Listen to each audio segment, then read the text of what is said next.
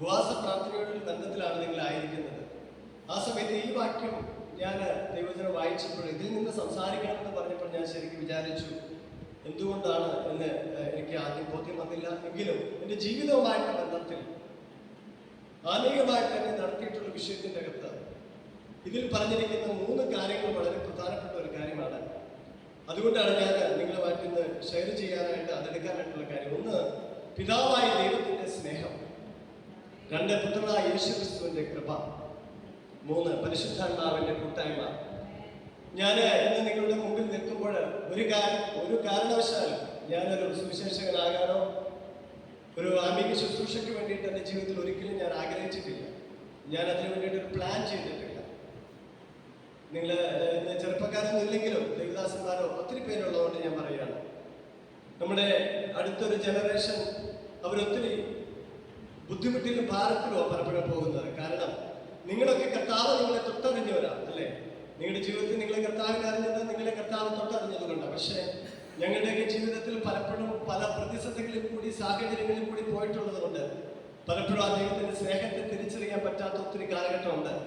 അതുകൊണ്ട് നിങ്ങൾക്ക് അടുത്തൊരു തലമുറയെ നിങ്ങൾ ഒരു ചെറിയ സാഹചര്യത്തിൽ അവരെ ക്ഷീണിച്ചു പോകുമ്പോൾ അവരെ വേദനിപ്പിക്കാതെ അവരെ ചേർത്ത് നിർത്തണം. അവർ കർത്താവിന്റെ ഒരു സ്നേഹം മാത്രം കൊണ്ടാണ് ഞാൻ തിരിച്ചു വന്നത്. ഞാൻ പറഞ്ഞത് എൻ്റെ ഫാദർ സുവിശേഷ വേലയിൽ നിങ്ങൾക്ക് അറിയാമല്ലോ. ആ സമയത്ത് ഞങ്ങൾ പഠിക്കുന്ന കാലഘട്ടത്തിൽ ഒത്തിരി സ്ഥലങ്ങളിലൊക്കെ ശുശ്രൂഷിക്കും. ഞാൻ വീട്ടിൽ ഞങ്ങൾ പിള്ളേർ മാത്രമേ ഉള്ളൂ. ഞാൻ ഓർക്കുന്നുണ്ട് 9ാം ക്ലാസ്സിൽ പഠിക്കുന്ന സമയത്ത് ഞാൻ വെക്കേഷന് ഞാൻ ഒറ്റയ്ക്ക് ബസ് കയറി കൊണ്ടാഴിയിൽ, അവർ രണ്ടുപേരും അവിടെയാണ് താമസിക്കുന്നത് പ്രവർത്തിക്കുന്നത്. കൊണ്ടാഴിയിൽ പോയി. അപ്പൊ ഞാൻ എങ്ങനെയാണ് അവിടെ ചെന്നതെന്നൊക്കെ അത്ഭുതപ്പെട്ടിട്ടുണ്ട്. കാരണം ഞാൻ അവരെ കാണാനുള്ള ആഗ്രഹം കൊണ്ട് ഞാൻ ഒറ്റയ്ക്ക് കൊണ്ടാടിയിൽ പോയിട്ടുണ്ട്. ഞാൻ പറഞ്ഞത് ജീവിതത്തിൽ അങ്ങനെയുള്ള പല സാഹചര്യങ്ങളിൽ കൂടി പോയത് കൊണ്ട് ഒരു കാരണവശാലും സുവിശേഷ വേലയ്ക്ക് താല്പര്യമുള്ള വ്യക്തിയോ അതിന് തക്കവണ്ണം ഉള്ള ആത്മീയമായിട്ടുള്ള നിലവാരങ്ങളോ എൻ്റെ ജീവിതത്തിൽ ഉണ്ടായിരുന്നില്ല. എങ്കിലും ഞാൻ മറ്റുള്ളവരെ പോലെ സഭയ്ക്കകത്ത് ഒത്തിരി വാക്യങ്ങൾ വായിക്കും, എത്ര സ്പീഡിൽ വായിക്കും, ഒത്തിരി കാണാതെ വാക്യങ്ങൾ പറയാതെ എനിക്കറിയാമായിരുന്നു. ഒത്തിരി യൂത്ത് മീറ്റിങ്ങിലൊക്കെ ഞാൻ പങ്കെടുത്തിട്ടുണ്ട്. പക്ഷേ അതൊക്കെ എൻ്റെ അറിവ് മാത്രമേ വർദ്ധിപ്പിച്ചിട്ടുള്ളൂ. ദൈവമായിട്ടുള്ള ബന്ധത്തിൻ്റെ അകത്ത് അതൊന്നും കാരണമല്ല. എപ്പോഴാണ് ദൈവമായിട്ട് വ്യക്തിപരമായിട്ടൊരു ബന്ധം നമ്മുടെ ജീവിതത്തിൽ ഉണ്ടാകുന്നത്, അവിടെയാണ് ജീവിതം മാറി മറിയുന്നത്. അതുകൊണ്ട് നമ്മൾ പ്രാർത്ഥിക്കേണ്ട ഒരു വിഷയം, നമ്മൾ പ്രത്യേകിച്ച് ഉപവാസ പ്രാർത്ഥന അടുത്തൊരു തലമുറയ്ക്ക് വേണ്ടിയിട്ട്, അടുത്തൊരു തലമുറകളെ ദൈവമായിട്ടുള്ള ബന്ധത്തിലേക്ക് വളർത്തുന്നതിന് വേണ്ടിയിട്ടാണ് എന്ന് ഞാൻ ചിന്തിക്കുകയാണ്. നമ്മൾ ശക്തമായി പ്രാർത്ഥിക്കണം. ഞാൻ ഒരു കാര്യം പറയാനായിട്ട് ആഗ്രഹിക്കുന്നത്, പ്രത്യേകിച്ച് ദേവദാസന്മാരായതുകൊണ്ട്, ഞാൻ അറിയുന്ന ഒരു ദേവദാസൻ, അദ്ദേഹം വടക്കേ ഇന്ത്യയിൽ ചെന്ന് കഴിയുമ്പോൾ അവിടെ വടക്കേ ഇന്ത്യക്കാരനായിട്ടുള്ള ഒരു ദേവദാസൻ, ഒത്തിരി വൃദ്ധനായിട്ടുള്ള ഒരു ദേവദാസൻ. ആ ദേവദാസനെ കുറിച്ച് ആ നാട്ടുകാർ പറഞ്ഞത് ഇദ്ദേഹം മരിച്ചവരെ ഉയർപ്പിച്ചിട്ടുണ്ട്, അദ്ദേഹം ഒത്തിരി സഭകൾ സ്ഥാപിക്കപ്പെട്ടിട്ടുണ്ട്.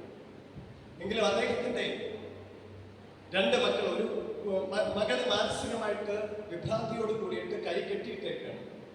ഒരു മകൻ കഞ്ചാവ് ധരിക്കുന്ന ഒരു മകനാണ്. ഈ ദേവദാസൻ അദ്ദേഹത്തിന്റെ വീഡിയോ ഫോട്ടോ എന്നെ കാണിച്ചു തന്നു. ഈ ദേവദാസന് ഹിന്ദു വിശ്വാസത്തിൽ നിന്ന് വന്നൊരു ദേവദാസൻ എൻ്റെ കൂടെ ഉണ്ടായിരുന്നു, എന്നോട് സംസാരിച്ച ദേവദാസൻ. ആ ദേവദാസൻ അന്ന് പൊട്ടിക്കരഞ്ഞു, കർത്താവിന് വേണ്ടിയിട്ട് ഇത്രയും വലിയ ശുശ്രൂഷ ചെയ്തിട്ടും അവരെന്തുകൊണ്ടാണ് അങ്ങനെ ആയിപ്പോയത്? അദ്ദേഹത്തിന് മറുപടിയില്ല. പക്ഷെ അദ്ദേഹം പറഞ്ഞു, പ്രാർത്ഥനയ്ക്ക് അന്ന് മീറ്റിങ്ങിന് കടന്നു വരാൻ പറഞ്ഞു.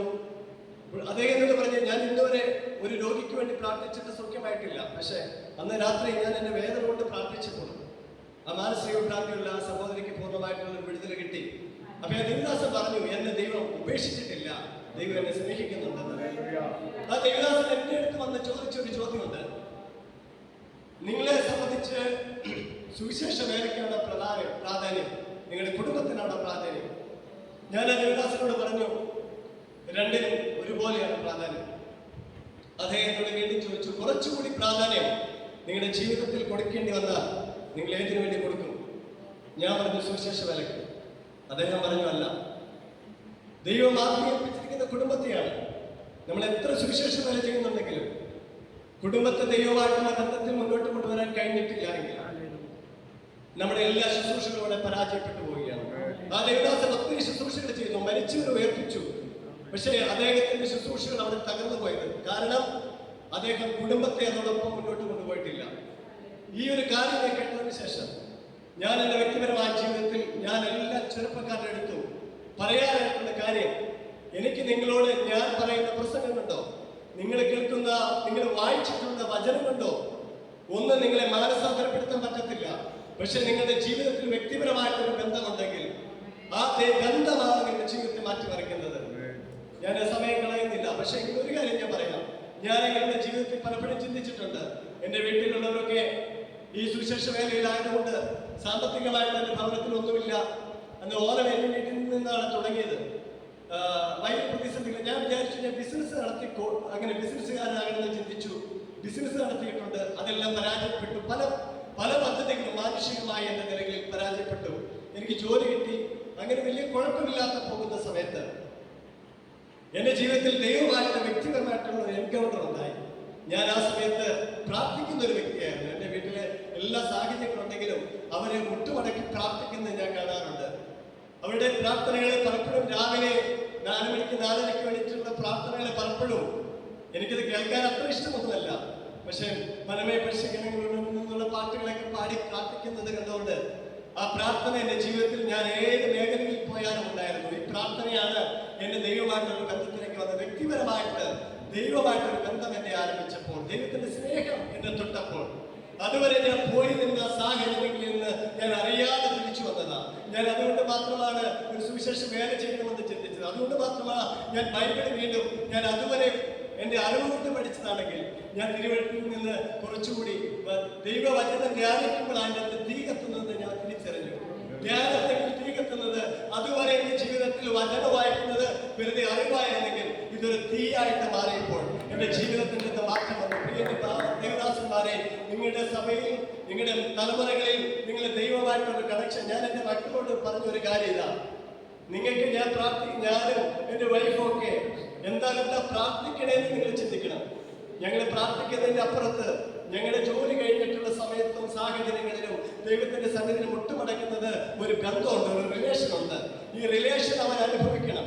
എന്നാൽ മാത്രമേ നമ്മുടെ അടുത്തൊരു ജനറേഷൻ ദൈവമായിട്ടൊരു ബന്ധത്തിൽ നമുക്ക് എഴുന്നേൽക്കാനായിട്ട് കഴിയത്തുള്ളൂ. Praise the lord. ഞാൻ സമയം പോകുന്നുണ്ട്. ഞാൻ എൻ്റെ 3 പോയിന്റ് ഞാൻ പറയാനായിട്ട് ആഗ്രഹിക്കുകയാണ്. 3 പോയിന്റ് പറഞ്ഞ് നിങ്ങളുമായിട്ടുള്ള കാര്യങ്ങളിൽ നിന്ന് ഷെയർ ചെയ്ത് അവസാനിപ്പിക്കാനായിട്ട് ആഗ്രഹിക്കുന്നു. നമുക്കറിയാം, മത്തായിയുടെ സുവിശേഷം 6-ാം അധ്യായം അതിന്റെ 18-ാം വാക്യം കൊണ്ട് വായിക്കാം. മത്തായിയുടെ സുവിശേഷം അതിന്റെ 6-ന്റെ 18.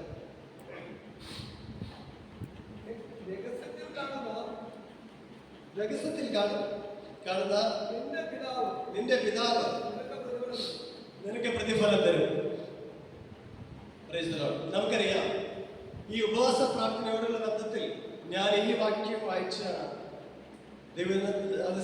തുടങ്ങിയപ്പോഴാണ് എന്നെ ഈ വിഷയത്തിലേക്ക് ഈ 3 കാര്യങ്ങളും ചുരുങ്ങിയ സമയം കൊണ്ട് ഒന്ന് ഷെയർ ചെയ്യണമെന്ന് പരിശുദ്ധാത്മാവിനെ ബോധ്യപ്പെടുത്തിയത്. ഇവിടെ പറയുന്ന കാര്യമാണ് രഹസ്യത്തിൽ കാണുന്ന ഒരു പിതാവ്. അതിന്റെ 6-ാം അധ്യായത്തിൽ നമുക്കറിയാം, നമ്മളെ വിഷു കൊടുക്കുമ്പോൾ മറ്റുള്ളവരെ ഒന്ന് കാണിച്ചിട്ടല്ല കൊടുക്കുന്നത്. നിങ്ങളെ രഹസ്യത്തിൽ കാണുന്ന ഒരു പിതാവുണ്ട്. ആ പിതാവിന് വിളങ്ങേണ്ടതിന് വേണ്ടിയിട്ടാണ് ചെയ്യേണ്ടത്. 2-ാമത്തെ കാര്യം ഇങ്ങനെ പറഞ്ഞ പ്രാർത്ഥനയോടുള്ള ബന്ധത്തിൽ മറ്റുള്ള ആളുകളെ കാണാൻ വേണ്ടിയിട്ടായിരിക്കരുത് പ്രാർത്ഥന. നിങ്ങളെ രഹസ്യത്തിൽ കാണുന്ന ഒരു പിതാവുണ്ട്. ഈ പിതാവിന് വിളങ്ങേണ്ടതിന് വേണ്ടിയിട്ടാണ് ഇത് കാണേണ്ടത്. 3-ാമത് ഉപവാസത്തെ കുറിച്ച് പറഞ്ഞപ്പോഴും പറയുകയാണ്, നിങ്ങൾ ഉപവസിക്കുമ്പോൾ മനുഷ്യർക്ക് കാണേണ്ടതിന് വേണ്ടിയിട്ടല്ല, രഹസ്യത്തിൽ കാണുന്ന ഒരു പിതാവിന് കാണേണ്ടതിന് വിളങ്ങേണ്ടതിന് വേണ്ടിയിട്ട് നിങ്ങൾ ഉപവസിക്കണമെന്ന്. പ്രിയ ദൈവങ്ങളെ, രഹസ്യത്തിൽ നമ്മളെ കാണുന്ന ഒരു പിതാവുണ്ട്. ആ പിതാവിന്റെ അടുത്ത് നമ്മൾ കയറി ചെല്ലുമ്പോൾ, ഇവിടെ ഉപവാസത്തെ കുറിച്ച് പറയുമ്പോൾ വ്യത്യസ്തമായിട്ടുള്ള നിലകളിലുള്ള ഉപവാസമുണ്ട്. നമുക്കറിയാം, വ്യക്തിപരമായിട്ടുള്ള ആത്മീയ വർദ്ധനവിന് വേണ്ടിയിട്ടുള്ള ഉപവാസമുണ്ട്. നമ്മുടെ കുടുംബത്തിന്റെ വിടുതലിനും ആത്മീയ വർദ്ധനയ്ക്ക് വേണ്ടിയിട്ടുള്ള ഉപവാസ പ്രാർത്ഥനകൾ കാണാൻ കഴിയും. രാജ്യത്തിന്റെ വിടുതലിന് വേണ്ടിയിട്ട് കാണാൻ കഴിയും. അതുപോലെ ഇസ്രായേൽ ജനമാകുന്ന പഴയ നിയമ സഭയുടെ മാനസാന്തരത്തിന് വേണ്ടിയിട്ടൊക്കെ നമുക്ക് കാണാനായിട്ട് സാധിക്കും. ഇപ്പോൾ ഉപവാസത്തെ കുറിച്ച് പറയുമ്പോൾ ഉപവാസത്തിന് ഒരു കാരണമുണ്ടായിരുന്നു, അല്ലെ? ആത്മീകമായിട്ടുള്ള വർദ്ധനവിനെ കുറിച്ചും ആത്മീയ വളർച്ചയെ കുറിച്ചും ഒരു ബോധ്യത്തിലായിരുന്നേ. നമ്മളെ ഏതെങ്കിലും ആർക്കോ വേണ്ടിയിട്ട് ഉപവാസ പ്രാർത്ഥന നടക്കുന്നു അല്ലെങ്കിൽ പ്രാർത്ഥന നടക്കുന്നു എന്നുള്ള നിലകളിൽ നമ്മൾ അതിനകത്ത് പങ്കെടുക്കുന്നതുകൊണ്ട് പ്രത്യേകിച്ച് ഒരു മാറ്റം ഉണ്ടാക്കില്ല. പക്ഷേ നമുക്ക് വ്യക്തിപരമായിട്ട് ഒരു വിഷയം അല്ലെങ്കിൽ നമ്മുടെ സഭയായ ഒരു വിഷയം, ആ വിഷയത്തിന്റെ നടുവിൽ നമ്മുടെ ഏക മനസ്സോടെ ഐക്യമത്യത്തോടെ പ്രാർത്ഥിക്കുന്നുണ്ടെങ്കിൽ നമുക്കറിയാം, പഴയ നിയമ കാലഘട്ടത്തിലും പുതിയ നിയമ കാലഘട്ടത്തിലും ആ പ്രാർത്ഥനയ്ക്കൊക്കെ മറുപടി ദൈവം തന്നിട്ടുണ്ട്. Price the lord. ഹല്ലേലൂയ. അതുകൊണ്ട് നമ്മുടെ ഉപവാസത്തിൽ ഇരിക്കുമ്പോൾ നമ്മൾ ആ രഹസ്യത്തിൽ കാണുന്ന പിതാവുമായിട്ടൊരു ബന്ധം നമ്മുടെ ജീവിതത്തിൽ വേണം. ഈ പിതാവിന്റെ സ്നേഹത്തെ കുറിച്ച് നമ്മൾ അറിയണം. ഞാൻ പറഞ്ഞത്, എന്റെ ജീവിതത്തിൽ ഞാൻ ദൈവമായിട്ടുള്ള ആ ബന്ധമില്ലാതിരുന്ന സാഹചര്യത്തിൽ ഒരു പക്ഷേ മുടിയൻ പുത്രനെ പോലെ പിന്മാറ്റത്തിന്റെ അവസ്ഥയിലായിരുന്ന സമയത്തും ഞാൻ ആ പ്രാർത്ഥന എനിക്കുണ്ടായിരുന്നത് കൊണ്ട് ആ ദൈവത്തിന്റെ സ്നേഹത്തെ ഞാൻ അറിയാതെ ആഗ്രഹിച്ചു പോയെന്നുള്ളതാണ്. ഞാനിങ്ങനെ പറയാറുണ്ട്, ഞാൻ ഒരു മെസ്സേജിൽ പറഞ്ഞ ഒരു കാര്യം ഇതാ, മുടിയനായ പുത്രനെ അവൻ മടങ്ങി വരുന്ന സമയത്ത് അവിടെ പിതാവ് ഇങ്ങനെ പറയുന്നത്, അവനെ ദൂരത്ത് നിന്ന് കണ്ടിട്ട് മനസ്സലിഞ്ഞ് ഓടിച്ചെന്ന് അവനെ കെട്ടിപ്പിടിച്ചെന്നാണ്. പ്രിയ ദൈവങ്ങളെ, നമ്മുടെ കുറച്ച് വർഷങ്ങളൊക്കെ കഴിഞ്ഞപ്പോൾ ഈ മൂത്തപുത്രനെ പോലെ വീട്ടിന്റെ അകത്തിരിക്കുന്ന നമുക്ക് പലർക്കും ഈ പിതാവിന്റെ സ്വഭാവമോ പിതാവിന്റെ സ്നേഹമോ തിരിച്ചറിയാൻ പറ്റണില്ല. മൂത്തപുത്രൻ തിരിച്ചു വരുമ്പോൾ നമുക്കറിയാം, അവനെ അനിയനെ പിതാവ് സ്വീകരിക്കുന്നത് കണ്ടിട്ട് അവൻ കോപം പൂണ്ടെന്നാ പറയുന്നത്, അവൻ മറുതിരിച്ചെന്നാ പറയുന്നത്. പ്രിയ ദൈവങ്ങളെ, നമുക്ക് ഈ സ്നേഹത്തെ അറിയാൻ പറ്റുമോ? നമ്മൾ അപ്പന്റെ ഭവനത്തിലാണെന്ന് പറയുന്നത് നമുക്ക്, അപ്പന്റെ കൂടെയാണെന്ന് പറയുന്നത് നമുക്ക് അപ്പന്റെ സ്വഭാവം, അപ്പന്റെ ഇഷ്ടം നമുക്ക് തിരിച്ചറിയാൻ കഴിയണം. എന്നോട് ദൈവാത്മാവ് പറഞ്ഞൊരു കാര്യം ഇതാ, നീ ദൈവമായിട്ടുള്ള ബന്ധത്തിൽ, വ്യക്തിപരമായ ബന്ധത്തിൽ വരുമ്പോഴാ എന്റെ ജീവിതത്തിന്റെ കുറച്ച് മാറ്റങ്ങൾ വന്നു തുടങ്ങിയത്. ഞാൻ എന്റെ വ്യക്തിപരമായിട്ടുള്ള കഴിവ് കൊണ്ടും തീരുമാനം കൊണ്ടും ഞാൻ പല രീതിയിലും ശ്രമിച്ചു നോക്കിയിട്ടുണ്ട്. എന്റെ സ്വഭാവത്തിന്റെ മാറ്റം വരുത്താൻ ഞാൻ എല്ലാത്തിൻ്റെ പരാജയപ്പെട്ടു പോയി. ഒരു കാര്യത്തിൽ എനിക്ക് നന്നാവാൻ പറ്റിയില്ല. അവസാനം ഞാൻ ദൈവത്തിന്റെ സന്നിധിയിൽ ഞാൻ പറഞ്ഞല്ലോ, ഈ രഹസ്യത്തിൽ കാണുന്ന ഒരു പിതാവ്, ആ പിതാവിന് നമ്മെ കുറിച്ച് നന്നായിട്ട് അറിയാം. നമ്മുടെ കഴിവുകളെ അറിയാം, നമ്മുടെ പ്രതിസന്ധികളെ അറിയാം, നമ്മുടെ പ്രശ്നങ്ങളെ അറിയാം. ആ പിതാവിന്റെ സന്നിധിയിലേക്ക് നമ്മൾ ചെന്ന് കഴിഞ്ഞാൽ അവിടെയാണ് നമ്മൾ ഉപവാസത്തിലും പ്രാർത്ഥനയിലും ആയിരിക്കുന്നെങ്കിൽ അവിടെയാണ് നമ്മുടെ ജീവിതത്തെ രൂപാന്തരപ്പെടുത്തുന്നത്, അവിടെയാണ് നമ്മുടെ ജീവിതത്തെ മാറ്റുന്നത്. പ്രിയ ദേവദാസന്മാരെ, നമ്മള് ഒത്തിരി വർഷങ്ങളായിട്ട് എന്നേക്കാളൊക്കെ നിങ്ങൾ എക്സ്പീരിയൻസ് ഉള്ളവരാ, എന്നേക്കാളൊക്കെ ദൈവത്തിന് പരിജ്ഞാനമുള്ളവരാ, ഒത്തിരി ശുശ്രൂഷകൾ ചെയ്യുന്നവരാ. ഞാൻ നിങ്ങളെ ബഹുമാനിച്ചുകൊണ്ട് പറയട്ടെ, നിങ്ങൾക്കറിഞ്ഞ ആ ബന്ധം, പിതാവിനോടുള്ള സ്നേഹം നമുക്ക് അടുത്ത സഭയിലുള്ള മക്കൾക്കോ നമ്മുടെ അടുത്ത തലമുറകൾക്കോ പകർന്നു കൊടുക്കാൻ എത്രമാത്രം പറ്റുന്നുണ്ടെന്നല്ല ഇന്ന് രാത്രി ഞാൻ നിങ്ങളോട് ചോദിക്കുന്നത്. നിങ്ങൾക്ക് ബന്ധം, വ്യക്തിപരമായ ബന്ധമില്ലെന്നല്ല, എന്നേക്കാളൊക്കെ ബന്ധം നിങ്ങൾക്കുണ്ട്. പക്ഷെ അടുത്തൊരു തലമുറയ്ക്ക് ആ ഒരു ബന്ധത്തിലേക്ക് അവരെ നയിക്കപ്പെടേണ്ടതിന് വേണ്ടിയിട്ട് നമ്മളെ അവരൊന്ന് കരുതാം, അവരെ കർത്താവിന്റെ സന്നിധിയിലേക്ക് നമുക്ക് അടുപ്പിക്കാം. അതിനു വേണ്ടിയിട്ടുള്ളതായിരിക്കും നമ്മുടെ സഭകളും ശുശ്രൂഷകളും മീറ്റിങ്ങുകളും ഒക്കെ. പ്രാർത്ഥനയുടെ കാര്യം പറഞ്ഞപ്പോൾ ഞാൻ ഒരിക്കലും ഇങ്ങനെ ചിന്തിച്ചപ്പോൾ, നമ്മുടെ ഏലിയാവ് നമുക്ക് സമസ്വഭാവമുള്ള മനുഷ്യൻ, നിങ്ങൾ ദേവദാസന്മാരായിട്ട് ഞാൻ വാക്യങ്ങളൊന്നും വായിക്കുന്നില്ല. ഏലിയാവ് നമുക്ക് സമസ്വഭാവമുള്ള മനുഷ്യൻ. ആ മനുഷ്യൻ ഏലിയാവ് പ്രാർത്ഥിച്ചപ്പോൾ നമുക്കറിയാം, അവിടെ തീ ഇറങ്ങി, യാഗപീഠത്തിന്റെ അകത്ത് തീ ഇറങ്ങിയതായിട്ട് കാണാനായിട്ട് സാധിക്കും. മറ്റൊരവസരത്തിൽ 3.5 വർഷക്കാലം മഴ പെയ്യാതിരുന്നപ്പോൾ അവൻ മുട്ടുമടക്കി പ്രാർത്ഥിച്ചു കഴിഞ്ഞപ്പോൾ മഴ പെയ്തായിട്ട് നമുക്ക് കാണാനായിട്ട് സാധിക്കും. മൂന്നാമത്തെ ഒരു പ്രാർത്ഥനയുണ്ട്. ഈ പ്രാർത്ഥനയെ മതി കർത്താവേ, ഞാൻ മടുത്തെന്ന് പറഞ്ഞിട്ട് ദൈവത്തിന്റെ സന്നിധിയിൽ കരയുന്ന ഒരു പ്രാർത്ഥിക്കുന്ന ഏരിയാവുണ്ട്. പക്ഷെ അതിന്റെ മറുപടി അവനെ അവിടെ വെച്ചിട്ട് തീർക്കുകയല്ലേ ഇത്. അവനെ ബലപ്പെടുത്തുന്ന, അവനെ ശക്തിപ്പെടുത്തുന്ന, അവനെ കൂടുതലായിട്ട് സുവിശേഷീകരണത്തിലേക്ക്, അവന്റെ ശുശ്രൂഷകളെ ബലപ്പെടുത്തുന്നതിന് വേണ്ടിയിട്ട് ദൂതനെ അയക്കുന്ന ഒരു ദൈവത്തെ കാണുന്ന ഞാനിങ്ങനെ പറയുന്നത്, നമ്മുടെ ഹൃദയത്തിന്റെ വേദനകളെ അറിയുന്ന ഒരു സ്വർഗീയ പിതാവാണ്. നമ്മുടെ വിഷയത്തെ, നമ്മുടെ പുറമേ വരുന്ന വാക്കുകൾക്കപ്പുറത്ത് നമ്മുടെ ഹൃദയത്തിന്റെ അകത്ത് നിന്ന് എന്താണെന്ന് വരുന്നതെന്ന് തിരിച്ചറിയുന്ന ഒരു സ്വർഗീയ പിതാവുണ്ട്. ആ പിതാവിനെ നിങ്ങൾ തിരിച്ചറിയണം, ആ പിതാവിന്റെ സ്നേഹത്തെ തിരിച്ചറിയണം. എങ്കിൽ നമ്മുടെ ജീവിതത്തിന്റെ ഒത്തിരി മാറ്റം വരും. Price the Lord. നമുക്കറിയാം, യശയ്യാവിനെ കുറിച്ചറിയാം അല്ലേ? യശയ്യാവ് 4-5 അധ്യായങ്ങളിലേക്ക് ഇങ്ങനെ പറയുന്നത്, നിങ്ങൾക്കയ്യോ കഷ്ടം, നിങ്ങൾക്കയ്യോ കഷ്ടം. അവൻ പ്രവാചകനായിരുന്നു, ദൈവത്തിനുള്ള പ്രവചന ശുശ്രൂഷകൾക്കുള്ള ദേവദാസനായിരുന്നു. പക്ഷെ പുള്ളി നോക്കിയപ്പോൾ ചുറ്റുപാടുമുള്ള സകല മനുഷ്യർക്ക് കഷ്ടമാ, പുള്ളിക്കൊരു പ്രശ്നവുമില്ല. പക്ഷെ 6-ാം അധ്യായത്തിൽ യഹോവയായ ദൈവം ഉയർന്ന ഭൂമിയിലുള്ള സിംഹാസനത്തിൽ ഇരിക്കുന്നത് കാണുമ്പോൾ യെശയ്യാവ് പറയുകയാണ്, അയ്യോ എനിക്കയ്യോ കഷ്ടം, ഞാൻ ശുദ്ധിയില്ലാത്ത അതരമുള്ള ഒരു മനുഷ്യൻ, ശുദ്ധിയില്ലാത്ത അതരമുള്ള മനുഷ്യന്റെ മധ്യത്തിലാണ് ജീവിക്കുന്നതെന്ന്. പ്രിയപ്പെട്ടവരെ, എന്റെ കുറവുകളെ ഞാൻ മനസ്സിലാക്കണമെങ്കിൽ ഞാൻ എന്റെ പ്രവചന ശുശ്രൂഷയോ എന്റെ മറ്റുള്ള രീതിയിലുള്ള തീരുമാനങ്ങളോ സംസാരങ്ങളോ പ്രസംഗങ്ങളോ കൊണ്ടോ എന്റെ കുറവുകളെ കാണാൻ കഴിയത്തില്ല. ആ ദൈവത്തിന്റെ സന്നിധിയിലേക്ക്, ആ രഹസ്യത്തിൽ കാണുന്ന പിതാവിന്റെ അടുത്തേക്ക് നമ്മൾ കടന്നു ചെല്ലുമ്പോൾ, ഞാനിത് പറയുമ്പോൾ ഞാൻ ഈ പറഞ്ഞ പോലെ പെർഫെക്റ്റ് ആയിട്ടല്ല. ഞാൻ ഓരോ ദിവസവും എന്റെ ജീവിതത്തിൽ ഓരോ കാര്യങ്ങൾ കഴിയുമ്പോഴും ഞാൻ ദൈവത്തിന്റെ സന്നിധിയിൽ ചോദിക്കും, കർത്താവേ, നിന്റെ ഇഷ്ടമില്ലാത്ത എന്തെങ്കിലുമൊക്കെ എന്റെ ജീവിതത്തിൽ ഉണ്ടെങ്കിൽ ഞാൻ പലപ്പോഴും പറയാറുണ്ട്, എന്നെ വ്യക്തിപരമായി പലരും വേദനിപ്പിക്കുന്ന ഒരു സാഹചര്യം ഉണ്ടായിക്കഴിഞ്ഞാൽ എനിക്ക് ഇപ്പൊ സന്തോഷമാണ്. കാരണം എന്താണെന്നറിയോ, ഞാൻ എത്രമാത്രം കർത്താവിനോട് കൂടെ ക്രൂശിക്കപ്പെട്ടിട്ടുണ്ടെന്ന് അറിയണമെങ്കിൽ നമ്മളെയൊക്കെ ചിലപ്പോഴൊക്കെ ഒന്ന് തൊട്ടു നോക്കണം, ചിലപ്പോഴൊക്കെ നമ്മൾ വേദനിപ്പിച്ചു നോക്കണം. നമുക്കറിയാം, യേശു കർത്താവ് ക്രൂശിൽ കിടക്കുമ്പോൾ യേശു കർത്താവ് മരിച്ചുപോയെന്ന് പരിശോധിച്ച് നോക്കിയത് കുന്തം കൊണ്ട് കുത്തിക്കൊണ്ടാണ്, അല്ലേ? കുന്തം കൊണ്ട് കുത്തിയെ നോക്കിയത്. ആ മരിച്ചിരുന്ന യേശു കർത്താവ് കുന്തം കൊണ്ട് കുത്തിയപ്പോൾ അത് പ്രതികരിച്ചില്ല. പ്രതികരിക്കാത്തതിന്റെ കാരണം ക്രൂശിൽ മരിച്ചതുകൊണ്ടാണ്. ഞാൻ എന്നോട് ദൈവാത്മാവ് ബോധ്യപ്പെടുത്തിയൊരു കാര്യം ഇതാ, നിന്നെ ആരെങ്കിലും വേദനിപ്പിക്കുമ്പോൾ, നിന്നെ ഇൻസൾട്ട് ചെയ്യുമ്പോൾ, നിന്നെ ഒറ്റപ്പെടുത്തുമ്പോൾ, അതിന്റെ നടുവിൽ നീ പ്രതികരിക്കുന്നുണ്ടെങ്കിൽ യഥാർത്ഥമായിട്ട് നിന്റെ ജീവിതത്തിൽ മാനസാന്തരം വന്നിട്ടില്ല. അതുകൊണ്ട് ഞാൻ പറഞ്ഞ കർത്താവേ, എന്റെ ജീവിതത്തിൽ അങ്ങനെയുള്ള സാഹചര്യം വരുമ്പോ ഞാൻ എന്നെ വീണ്ടും പരിശോധിക്കും. എന്റെ കുറവുകൾ കർത്താവിന്റെ സന്നിധിയിൽ ഞാൻ മാനസാന്തരപ്പെടും. പ്രിയ ദൈവങ്ങളെ, നമ്മൾ ഉപവാസത്തിലായിരിക്കുമ്പോൾ നമ്മളെല്ലാവരും വീണ്ടും ഇരിക്കുന്നതിന്റെ കാരണം എന്താണെന്നറിയോ, നമ്മളെ കർത്താവിനോട് സ്വഭാവത്തിന് അനുരൂപനായി തീരണം. ഈ പിതാവിന്റെ സ്നേഹത്തെ അറിയണം. പ്രിയ ദൈവങ്ങളെ, പിതാവിന്റെ സ്നേഹത്തെ അറിയാം. രഹസ്യത്തിൽ കാണുന്ന ഒരു പിതാവാ നമ്മുടെ വിഷയങ്ങളെ. അതുകൊണ്ടാണ് ഞാൻ പാടിയ എന്റെ ജീവിതത്തില് സുവിശേഷ വേലയോടുള്ള ബന്ധത്തിൽ കടന്നു വന്നിട്ടും ഞാൻ നിങ്ങളുടെ കുടുംബമായി ശക്തമായി പ്രാർത്ഥനകൾ ആരംഭിച്ചപ്പോൾ എന്റെ ജീവിതത്തെ പ്രശ്നങ്ങൾ കുറയുകയല്ല ചെയ്തത്, എന്റെ ജീവിതത്തെ പ്രശ്നങ്ങൾ കൂടുകയാണ് ചെയ്തത്, എന്റെ ജീവിതത്തെ പ്രതിസന്ധികൾ വർദ്ധിക്കുകയാണ് ചെയ്തത്. ഞാൻ ഒരിക്കലും ചിന്തിക്കാത്ത നിലകളിൽ കർത്താവെ, എനിക്കിത് കഴിയത്തില്ല. ഞാൻ വ്യക്തിപരമായി എന്റെ പ്രാർത്ഥന പ്രിയ ദൈവത്തോട് പറഞ്ഞിട്ട്, കർത്താവെ, എനിക്ക് കഴിയത്തില്ല, എന്നെ വിട്ടേക്ക്, എന്നെ കൊണ്ട് സാധിക്കത്തില്ല. പക്ഷേ പ്രിയ ദൈവത്തെ, ഞാൻ വ്യക്തിപരമായി പറയാം, ആ മുറിക്കകത്ത് ഇറങ്ങി വരുന്ന ഒരു ദൈവ സാന്നിധ്യമുണ്ട്. എന്നോട് പറഞ്ഞ കാര്യത, നിന്റെ ജീവിതത്തെ പ്രതിസന്ധികൾ എത്രമാത്രം വർദ്ധിച്ചോട്ടെ, നിന്റെ മുന്നിൽ തീച്ചൂട 7 ഇരട്ടി വർദ്ധിച്ചോട്ടെ, അതിന്റെ മധ്യത്തിൽ നീ അനുഭവിക്കുന്ന ദൈവ സാന്നിധ്യം അനുഭവിക്കണമെങ്കിൽ നിന്റെ ജീവിതത്തിലെ തീച്ചൂടകൾ വർദ്ധിക്കണം. ഹല്ലേലൂയ. ഈ ദൈവദാസന്മാരെ ഞാൻ നിങ്ങളോട് പറയാം, നിങ്ങളുടെ ചുറ്റുപാടുള്ള തീച്ചൂളയുടെ കിടന്നിൽ ഭാരപ്പെടേണ്ട. നിങ്ങളെ ദൈവത്തിന്റെ സാന്നിധ്യത്തിന് വേണ്ടി കാത്തിരിക്കുക, ദൈവത്തിന്റെ സാന്നിധ്യത്തിന് വേണ്ടി കാത്തിരിക്കുക. രഹസ്യത്തിൽ നിങ്ങളുടെ ഹൃദയങ്ങളെ കാണുന്ന, നിങ്ങളുടെ വേദനകളെ കാണുന്ന ആ ഒരു പിതാവിന്റെ സന്നിധി നിങ്ങളെ കാത്തിരിക്കുക. നിങ്ങളുടെ ജീവിതം മാറും. മറ്റുള്ളവര്, ഞാൻ ദൈവത്തിന്റെ സന്നിധി പറഞ്ഞൊരു കാര്യമുണ്ട്.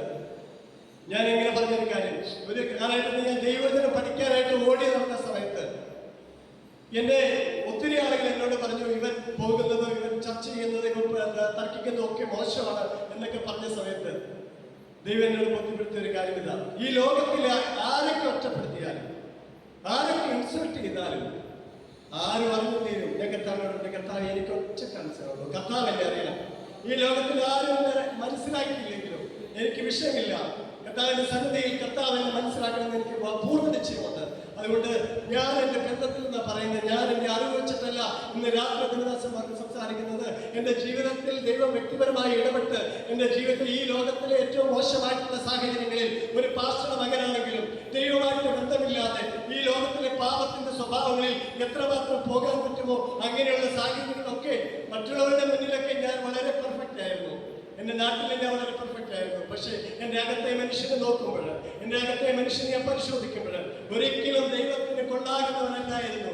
അങ്ങനെ കർത്താവ് രൂപാന്തരപ്പെടുത്തിയത് ഞാൻ ഒരിക്കൽ സറണ്ടറായി. ഞാൻ കർത്താവിനോട് പറഞ്ഞ, കർത്താവേ, എനിക്ക് കഴിയത്തില്ല, നീ എന്നെ മാറ്റണം, നീ എന്നെ മാറ്റണം. അങ്ങനെ ഒരു തലമുറയ്ക്ക് വേണ്ടിയിട്ടാണ് ഞാൻ പ്രാർത്ഥിക്കുന്ന. എന്നോട് ഒരിക്കലും ഇങ്ങനെ പറഞ്ഞ കാര്യമാണ്, നമ്മുടെ യൂസഫ് എന്റെ സ്വപ്നം അല്ലേ. എന്റെ ചെറുപ്പത്തിൽ കുറെ ദേവദാസന്മാർ എന്നോട് പറഞ്ഞു, അങ്ങനെയാണ്, പ്രവാചകനാണ്, ശമൂവേലാണ്, അങ്ങനെ പല കാര്യങ്ങൾ പറഞ്ഞു. ഞാൻ ഈ ലോകത്തിന്റെ എല്ലാ മോഹങ്ങളിൽ കൂടി നടന്ന സമയത്ത് ഞാൻ ചിന്തിച്ചു, ഞാൻ ഒരിക്കലും ഒരു സുവിശേഷ വേല ചെയ്യത്തില്ല, അങ്ങനെ ഒരു സാഹചര്യമില്ല എന്നൊക്കെ ചിന്തിച്ചിട്ടുണ്ട്. പക്ഷേ യൂസഫ് എന്റെ സ്വപ്നമല്ല അവന്റെ ജീവിതത്തിൽ ഉണ്ടായത്. അവന്റെ ജീവിതത്തിൽ സംഭവിച്ച വിരുദ്ധമായിട്ടുള്ള പൊട്ടക്കിണറുകളും കാരാഗ്രഹങ്ങളോ ഉണ്ടായിട്ടുള്ളത്. പക്ഷെ അവന് ദൈവമായിട്ടൊരു ബന്ധം ഉണ്ടായിരുന്നു, അവന് ദൈവമായിട്ടൊരു ബന്ധമുണ്ടായിരുന്നു. ഞാൻ ഈ സാഹചര്യങ്ങളിൽ കൂടി പോയപ്പോഴും എന്നെ ദൈവത്തിൽ നിന്ന് അടർത്തി മാറ്റാൻ കഴിയാത്ത ഒരു സ്നേഹത്തെ ഞാൻ അറിഞ്ഞിട്ടുണ്ട്. അടർത്തി മാറ്റാൻ ഒരിക്കലും കഴിയാത്ത പിതാവിന്റെ സ്നേഹം എന്റെ അകത്ത് കിടപ്പുണ്ടായിരുന്നു. അതുകൊണ്ട് മുടിയൻ പുത്രൻ തിരിച്ചു വന്നേ. മുടിയൻ പുത്രന്റെ അകത്ത് അപ്പന്റെ ഭവനത്തിലുണ്ടായിരുന്ന പഴയൊരു സ്നേഹത്തെ കുറിച്ച് അവന്റെ അകത്തൊരു വേദന തോന്നിയപ്പോൾ എന്റെ അപ്പന്റെ അടുക്കിലേക്ക് ഞാൻ മടങ്ങി പോകുമെന്ന് പറഞ്ഞ പോലെ ആ സ്നേഹത്തെ നമ്മുടെ മക്കൾ അറിയണം. അങ്ങനെ അവരറിഞ്ഞാൽ ഏത് മേഖലകളിൽ കൂടി പോയാലും, ഏത് വഴികളിൽ കൂടി പോയാലും ഇന്ന് നിങ്ങൾ ചിന്തിക്കും അവരൊരിക്കലും നന്നാകത്തില്ലെന്ന് ചിന്തിക്കുമായിരിക്കാം. പക്ഷേ അതിന്റെ അപ്പുറത്ത് അവരെ ആ സ്നേഹത്തെ തിരിച്ചു വിളിച്ചു കൊണ്ടുവരും, അവരെ മടക്കി കൊണ്ടുവരും. അതിനുവേണ്ടി നമ്മൾ പ്രാർത്ഥിക്കണം. ദേവദാസന്മാർ ഉപവാസം പ്രാർത്ഥിക്കണം. നമ്മുടെ തലമുറകൾ ദൈവമായിട്ട് വ്യക്തിപരമായിട്ടൊരു ബന്ധം ഉണ്ടാകണം, അല്ലേ? ഞാനിങ്ങനെ ചിന്തിക്കാറുണ്ട്, യോസേഫിനെ കണ്ടത് നിന്റെ ജീവിതത്തിൽ പൊട്ടക്കിണർ ഉണ്ടാകുന്നത് കണ്ടിട്ടാണ് പൊട്ടക്കിണർ വന്നതെങ്കിൽ, ജയിലർ ഉണ്ടാകുന്നത് കണ്ടിട്ടാണ് അത് വന്നതെങ്കിൽ അവനൊരു മനസ്സമാധാനമൊക്കെ ഉണ്ടായത്. പക്ഷെ അവൻ കണ്ടത് അവനെ കറ്റകളെ നമസ്കരിക്കുന്ന നോക്കിയാണ്. പക്ഷെ അവന്റെ ജീവിതത്തിൽ അതുമായിട്ടൊരു ബന്ധമില്ലായിരുന്നു. പ്രിയ ദൈവങ്ങളെ, ഒരുപക്ഷെ നമ്മൾ വിചാരിക്കാത്ത നിലകളിലും നമ്മൾ ചിന്തിക്കാത്ത നിലകളിലും നമ്മുടെ പ്രവാചകന്മാരോ ദേവദാസന്മാരോ ഒക്കെ പറഞ്ഞതിന് വിരോധമായിട്ടും വിരുദ്ധമായിട്ടും നമ്മുടെ ജീവിതത്തിലുള്ള യാത്രകളിൽ കൂടി നമ്മൾ പോവുകയാണെങ്കിലും ഒരു കാര്യം എനിക്ക് ഉറപ്പാണ്, ദൈവമായിട്ടും പിതാവിന്റെ ബന്ധമുണ്ടെങ്കിൽ ആ ദൈവം വന്നിന് പറഞ്ഞിരിക്കുന്ന വാഗ്ദത്തം അതങ്ങനെ തന്നെ നിവർത്തിക്കും, അങ്ങനെ തന്നെ നിവർത്തിക്കും. ഈ സഭയെ കുറിച്ച് പറഞ്ഞല്ലോ, ഇന്ന് മെസ്സേജ് കേട്ടപ്പോൾ പറഞ്ഞു, പാതാള ഗോപുരങ്ങൾ ഒരിക്കലും തകർക്കാൻ കഴിയാത്ത ഒരു സഭയാണ്. ഞാന് ഒരിക്കലെങ്കിലും ചിന്തിച്ചപ്പോഴും നമുക്കറിയാം 7 സഭകളെ കുറിച്ച് വെളിപ്പാട് പുസ്തകത്തിൽ കാണുന്നുണ്ടല്ലോ. അപ്പൊ ഇന്ന് പലരും എന്നോട് പറഞ്ഞു, 7 സഭകൾ ഏതെങ്കിലും സഭകളുണ്ടോ? അവിടെ ഒരു സഭയും കാണുന്നില്ല. ഞാൻ ദൈവത്തിന്റെ സന്നിധി ചോദിച്ചു, കർത്താവേ, അങ്ങനെ 7 സഭകൾ അവിടെ ഉണ്ടായിട്ട് ഇപ്പൊ ഒരു സഭയില്ലെന്നാണല്ലോ പറയുന്നത്. അവരൊക്കെ തകർന്നു പോയോ, ഇല്ലാതായി പോയോ? എന്നോട് പരിശുദ്ധാത്മാവിന്റെ ചരിത്രം പരിശോധിച്ചപ്പോൾ ചരിത്രത്തിന്റെ ഇങ്ങനെയാ, അവിടെ ഉണ്ടായിരുന്ന എല്ലാ വിശ്വാസികളെയും, ക്രിസ്തുവിന് വേണ്ടി നിന്ന വ്യക്തികളെല്ലാം മുഴുവൻ ആളുകളെയും അവർ കൊന്നുകളയുകയാണ് ചെയ്തത്. വെളിപ്പാട് പുസ്തകത്തിൽ പറയാണ്, അവർ കുഞ്ഞാടിന്റെ രക്തഹേതുവായും സാക്ഷിവചന ഹേതുവായും ഏതൊരു ക്രിസ്തുവിനെ ജയിച്ചു എന്ന് പറയുന്നത് പോലെ അവർ സഭ ജയിച്ചവരാണ്. വെളിപ്പാട് പുസ്തകം 7 സഭയോട് പറയാണ്, ജയിക്കുന്നവരാണ് കിരീടം, ജയിക്കുന്നവരാണ് മന്ന, ജയിക്കുന്നവരാണ് ദർശനമെങ്കിൽ 7 സഭകളും ജയിച്ചവരാണ്, തകർക്കപ്പെട്ടവരല്ല. വിശുദ്ധാത്മാവിനോട് പറഞ്ഞു, നിങ്ങൾ വായിക്കും ചിന്തിക്കുന്നത് പോലെ ഈ വെളിപ്പാട് പുസ്തകത്തിലെ 7 സഭകളും തകർക്കപ്പെട്ടിട്ടില്ല. അവരൊക്കെ ജയാളികളാണ്. ദൈവത്തിന്റെ സന്നിധിയിൽ ജയാളികളായിട്ട് നിൽക്കുന്ന സഭയാണ്. ദൈവം ആരംഭിച്ച സഭയാണെങ്കിൽ അതിനെ തകർക്കാൻ ഈ ലോകത്തിൽ ആർക്കും കഴിയത്തില്ല. ഈ ലോകത്തിൽ ഒരു ചിന്തകൾക്കും കഴിയത്തില്ല, ഒരു തീരുമാനങ്ങൾക്കും കഴിയത്തില്ല. കർത്താവിന്റെ സഭയെ പണിതുകൊണ്ടിരിക്കും. ഇവിടെ ഞാൻ രണ്ടാമത്തെ ഒരു ഭാഗത്തിലേക്ക് കിടക്കാൻ ആഗ്രഹിക്കുന്നു. ഒന്ന്, ഞാൻ പറഞ്ഞ പിതാവിന്റെ സ്നേഹത്തെ കുറിച്ചിട്ടാണ്. പിതാവിന്റെ സ്നേഹം അതെന്റെ ആഴത്തില് എന്നെ ടച്ച് ചെയ്തിട്ടുള്ള ഒരു കാര്യമാണ്. അത് എൻ്റെ ഉള്ളിൽ നിന്ന് വരുന്ന ഒരു കാര്യമാണ്. അതുകൊണ്ട് ഈ കാലഘട്ടത്തിലൊക്കെ എന്നോട് കഴിഞ്ഞ വർഷം ഞാൻ പ്രാർത്ഥിച്ചപ്പോൾ എനിക്കൊരു മനസ്സിലായ ഒരു കാര്യം ഞാൻ പറയാം, ദേവദാസന്മാർക്ക് ഇതിനു വേണ്ടിയിട്ട്. 2023 നിങ്ങൾ അനുഭവിച്ചതിനേക്കാളും പ്രതിസന്ധി കൂടുതലാണ് 2024. എന്നോട് പറഞ്ഞു, നിങ്ങളുടെ പ്രതിസന്ധി കുറയാനല്ല പോകുന്നത്, പ്രതിസന്ധി നിങ്ങളുടെ ജീവിതത്തിൽ കൂടും. പക്ഷേ അതിനെ ജയിക്കുവാൻ വേണ്ടിയിട്ടുള്ള ദൈവ സാന്നിധ്യം നിങ്ങൾക്ക് 2023 പ്രതിസന്ധി 2024 വരാം, 2024 പ്രതിസന്ധി 2025 വരാം. പക്ഷേ ആ പ്രതിസന്ധിക്ക് ഭയപ്പെട്ടു പോകേണ്ട. ആ പ്രതിസന്ധികളെ ജയിക്കുന്നവൻ എന്റെ കൂടെയുണ്ട്. നിനക്കത് അനുഭവിക്കണമെങ്കിൽ ഈ പ്രതിസന്ധി ജീവിതത്തിൽ വേണം. എനിക്കറിയാം, എന്റെ വ്യക്തിപരമായ ജീവിതത്തിൽ പ്രശ്നങ്ങൾ വരുമ്പോഴാണ് നമ്മുടെ സ്നേഹത്തെ അറിയുന്നത്. പ്രതിസന്ധികൾ വരുമ്പോഴാണ് ദൈവത്തിന്റെ സ്നേഹത്തെ ശരിക്കും അറിയണേ. അതുകൊണ്ട് ഞാൻ പറയാറുണ്ട്, പ്രതിസന്ധികളുടെ നടുവിൽ നമുക്ക് താങ്ങാൻ പറ്റുന്ന പ്രതിസന്ധിയെ തരത്തുള്ളൂ. 2024 എനിക്ക് തോന്നി താങ്ങാൻ പറ്റുമെന്ന് എന്റെ പിതാവിന് അറിയാം. പക്ഷേ അതിനെ കവർ ചെയ്യാൻ, അതിനെ ജയിക്കാൻ എനിക്ക് കർത്താവിന്റെ സാന്നിധ്യം ഇരുന്നു. 2025 ഞാൻ പ്രതീക്ഷിക്കുന്നത് ഞാൻ വലിയ അനുഗ്രഹമല്ല, ഞാൻ വിചാരിക്കുന്നത് വലിയ നന്മയല്ല. പക്ഷെ ഇങ്ങനെ പറയുന്നത്, എത്ര പ്രതിസന്ധി വന്നാലും എന്റെ അകത്ത് നിന്ന് എടുത്തു കളയാൻ പറ്റാത്ത ദൈവത്തിന്റെ സമാധാനം എന്റെ ഹൃദയത്തിൽ വാഴും. ആമേൻ. Praise the lord. എന്റെ ഹൃദയത്തിൽ ആ ദൈവത്തിന്റെ സമാധാനം വാഴുന്നിടത്തോളം എന്നെ ആർക്കും ക്ഷീണിപ്പിച്ച് കഴിയത്തില്ല. ഹല്ലേലൂയ. ഞാൻ ദൈവത്തോട് പറയുന്ന കാര്യം എന്താണ്? കർത്താവേ, നിന്റെ സാന്നിധ്യം എനിക്ക് വേണം, നിന്റെ ആ കൃപ എനിക്ക് വേണം. നീ എന്നെ ഒന്ന് തൊടണം, നീ എന്റെ വ്യക്തിപരമായി ഇടപെടണം. അത് മാത്രമേ നമ്മുടെ ജീവിതത്തിൽ മാറ്റം വരുത്താനായിട്ട് കഴിയത്തുള്ളൂ. Praise the lord. ഹല്ലേലൂയ. രണ്ടാമത്തെ വാക്യം, എബ്രായ ലേഖനം 12-ാം അധ്യായത്തിന്റെ 3-ാം വാക്യം.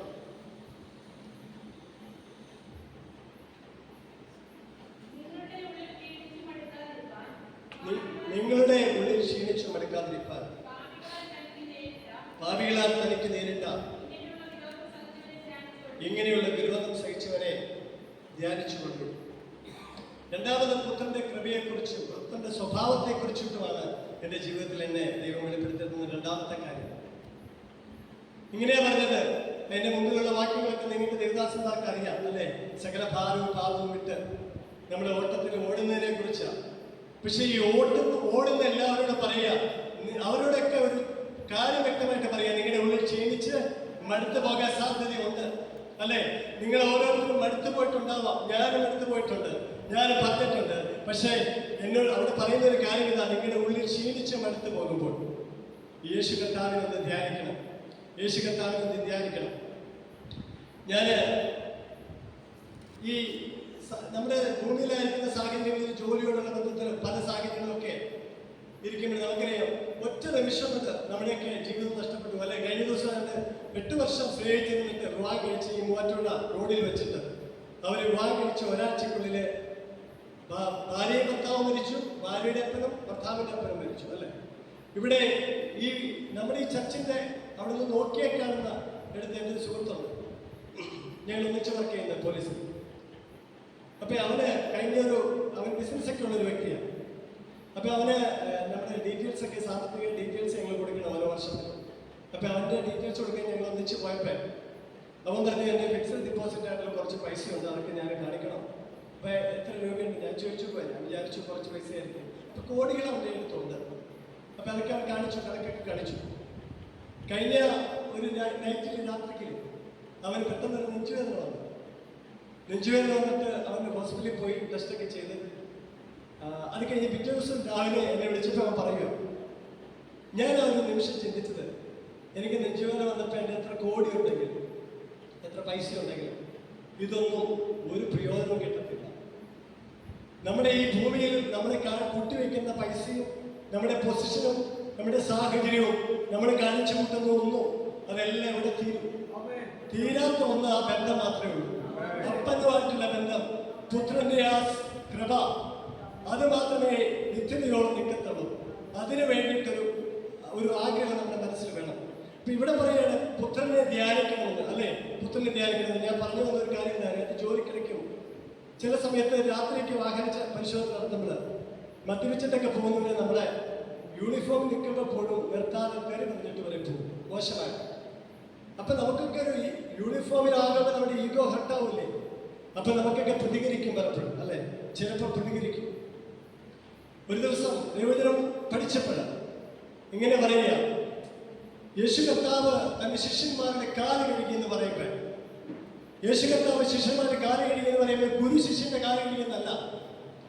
ഈ സകല ചരാചരങ്ങളെ സൃഷ്ടിച്ച സകലത്തിന്റെ ഉടയവനായ ദൈവം അവനൊരു സൃഷ്ടിയുടെ കാല് കഴുകി മാതൃക കാണിച്ചെന്ന എന്ന് പറഞ്ഞാൽ, നമ്മളെ വ്യക്തിപരമായി നമ്മളെ പരിശോധിക്കുമ്പോൾ നമ്മളിവിടെ കാണിക്കുന്ന ഈ അഡ്ജസ്റ്റ്മെന്റുകളൊന്നും ദൈവത്തിന്റെ ആ ധ്യാനിച്ചു കഴിയുമ്പോൾ, ആ ധ്യാനത്തോടുള്ള നടത്തി പരിശോധിക്കുമ്പോൾ നമ്മളൊന്നും ആയിട്ടില്ല, നമുക്കൊന്നും കഴിയത്തില്ല. അതിന്റെ ആ സ്കെയിലിനോട് നമുക്ക് പറ്റത്തില്ല. പക്ഷേ നമ്മളെ ആരെങ്കിലും ഹെർട്ട് ചെയ്യുമ്പോൾ ഞാനിത് ധ്യാനിക്കും. കർത്താവേ, സകല ചരാചരങ്ങളെ സൃഷ്ടിച്ച ദൈവം ഒരു സൃഷ്ടിയുടെ കാലഘടിയേക്ക് എന്നെ ഒന്ന് തെറി പറഞ്ഞിട്ട് പോയെങ്കിൽ ഞാൻ ഇങ്ങനെ പ്രതികരിക്കണം. പ്രിയദേവനെ കുറിച്ച് എനിക്ക് അത്രയൊന്നും പറ്റിയിട്ടല്ല. പക്ഷേ ഞാൻ പ്രാർത്ഥിക്കുക, കർത്താവേ, എനിക്ക് കുറച്ചുകൂടി ആ ഒരു ഈഗോ ഹെർട്ടാണ്. എന്നെ ഒന്ന് ഇൻസൾട്ട് ചെയ്യുമ്പോൾ, എന്നെ വേദനിപ്പിക്കുമ്പോൾ എൻ്റെ സ്വഭാവം കർത്താവിൻ്റെ സ്വഭാവമായിട്ട് മാറ്റി എനിക്ക് കഴിയുമെന്ന് അറിയത്തില്ല. പക്ഷെ പ്രാർത്ഥിക്കുന്നുണ്ട്. ഞാൻ പറഞ്ഞത്, നിങ്ങളുടെ വിഷയങ്ങൾ വരുമ്പോൾ ഈ ക്രൂശി ആ കർത്താവ് ആ സൃഷ്ടി അവനെ നാടിരോമങ്ങൾ വലിച്ചു പറിച്ചപ്പെടും, സൃഷ്ടി അവനെ അടിച്ചപ്പെടും, സൃഷ്ടി അവനെ തുപ്പിയപ്പെടും, സൃഷ്ടി അവനെ മുൾക്കിരീടം വെച്ച് അടിച്ചപ്പെടും. പ്രതികരിക്കാതെ അവിടെ നിന്ന ഒരു പുത്രനെ നമ്മൾ ധ്യാനിക്കണം. നമുക്ക് വേണ്ടി നമ്മളോടുള്ള സ്നേഹമുണ്ട്, ആ സ്നേഹമുണ്ട്. അതാണ് യഥാർത്ഥത്തിൽ ക്രിസ്തുവിന്റെ സ്വഭാവം. നമ്മളെ ധ്യാനിക്കുന്ന പറഞ്ഞ 2 കാര്യമാണ്. ഒന്ന്, പുത്രന്റെ കൃപ. നമ്മളോടുള്ള കൃപ കൊണ്ടാണ് ആ പുത്രൻ അതെല്ലാം സഹിച്ചത്. 2, പുത്രന്റെ സ്വഭാവത്തോട് അനുരൂപനായി തീരണമെന്ന നമ്മളെ ഓരോരുത്തരും വിളിച്ചതിന്റെ ഉദ്ദേശം. എന്നെ വിളിച്ചതിന്റെ ഉദ്ദേശം എന്നാ? ഞാനൊരു സുവിശേഷകനായിട്ട് പ്രസംഗിച്ചു നടക്കാനാണ്. അതൊക്കെ നമ്മുടെ ദൈവം തന്നിരിക്കുന്ന ദൗത്യമാണ്, നമ്മൾ ചെയ്യേണ്ടതാണ്. പക്ഷെ ക്രിസ്തുവിന്റെ അനുരൂപനായി തീരണം, മാതൃകയുള്ളവരായി മാറണം. ഞാൻ എങ്ങനെ പറയാറുണ്ട്, ഞാൻ മണിക്കെടുത്ത് പ്രസംഗിക്കുന്ന പോലെ എൻ്റെ ഭവനത്തിൽ എൻ്റെ മക്കളെ മുന്നിൽ എനിക്ക് ജീവിക്കാൻ പറ്റണം.